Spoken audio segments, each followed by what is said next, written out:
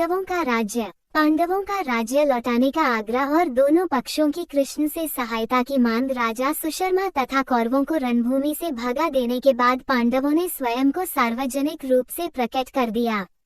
उनका असली परिचय पाकर राजा विराट को अत्यंत प्रसन्नता हुई और उन्होंने अपनी पुत्री उत्तरा का विवाह अर्जुन के पुत्र अभिमन्यु के साथ बड़े ही धूमधाम के साथ कर दिया। इस विवाह में श्री कृष्ण तथा बलराम के साथ ही साथ अनेक बड़े बड़े राजा महाराजा भी सम्मिलित हुए। अभिमन्यु के विवाह के पश्चात पांडवों ने अपना राज्य वापस लौटाने के उद्देश्य श्री कृष्ण को अपना दूत बनाकर हस्तिनापुर भेजा।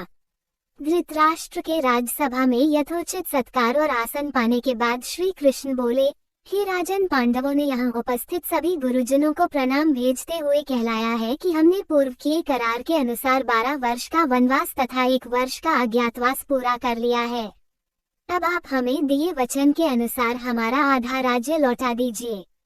श्री कृष्ण के वचनों को सुनकर वहां उपस्थित भीष्म, विदुर, द्रोण आदि गुरुजनों तथा परशुराम, कवादी महर्षिगण और धृतराष्ट्र को समझाया कि वे धर्म तथा न्याय के मार्ग में चलते हुए पांडवों को उनका राज्य तत्काल लौटा दें। किंतु उनकी इस समझाइश को सुनकर दुर्योधन ने अत्यंत क्रोधित होकर कहा, ज्येष्ठ पुत्र होने के नाते इस राज्य पर मेरे पिता धृतराष्ट्र का अधिकार था, किंतु उनके अंधत्व का लाभ उठाकर चाचा पांडु ने राज सिंहासन पर अधिकार कर लिया। मैं महाराज धृतराष्ट्र का ज्येष्ठ पुत्र हूँ, अतः इस राज्य पर मेरा और केवल मेरा अधिकार है। मैं पांडवों को राज्य तो क्या, सुई की नोक के बराबर भी भूमि देने के लिए तैयार नहीं हूँ। यदि उन्हें अपना राज्य वापस चाहिए तो वे हमसे युद्ध करके उसे प्राप्त कर लें।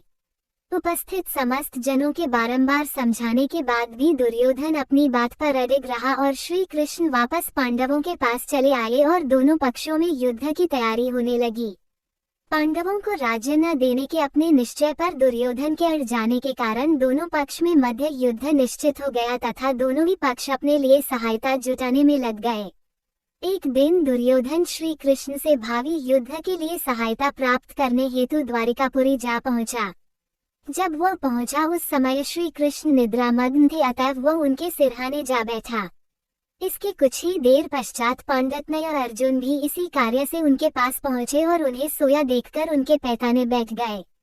जब श्री कृष्ण की निद्रा टूटी तो पहले उनकी दृष्टि अर्जुन पर पड़ी। अर्जुन से कुशल क्षेम पूछने के भगवान कृष्ण ने उनके आगमन का कारण पूछा। अर्जुन ने कहा, भगवान, मैं भावी युद्ध के लिए आपसे सहायता लेने आया हूँ। अर्जुन के इतना कहते ही सिरहाने बैठा हुआ दुर्योधन बोल उठा, हे कृष्ण, मैं भी आपसे सहायता के लिए आया हूँ। चूंकि मैं अर्जुन से पहले आया हूँ इसलिए सहायता मांगने का पहला अधिकार मेरा है।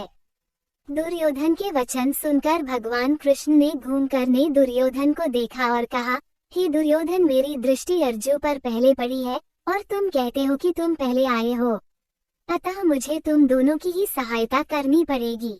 मैं तुम दोनों में से एक को अपनी पूरी सेना दे दूंगा और दूसरे के साथ मैं स्वयं रहूंगा, किंतु मैं न तो युद्ध करूंगा और न ही शस्त्र धारण करूंगा। अब तुम लोग निश्चय कर लो कि किसे क्या चाहिए।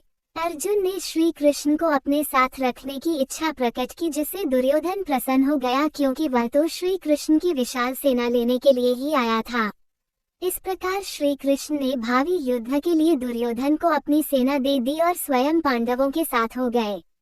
दुर्योधन के जाने के बाद श्री कृष्ण ने अर्जुन से पूछा, हे पार्थ, मेरे युद्ध नहीं का निश्चय के बाद भी तुमने क्या सोचकर मुझे मांगा? अर्जुन ने उत्तर दिया, भगवान, मेरा विश्वास है कि जहां आप हैं वहीं विजय है, और फिर मेरी इच्छा है कि आप मेरा सारथी बने। अर्जुन की बात सुनकर भगवान श्री कृष्ण ने उनका सारथी बनना स्वीकार कर लिया।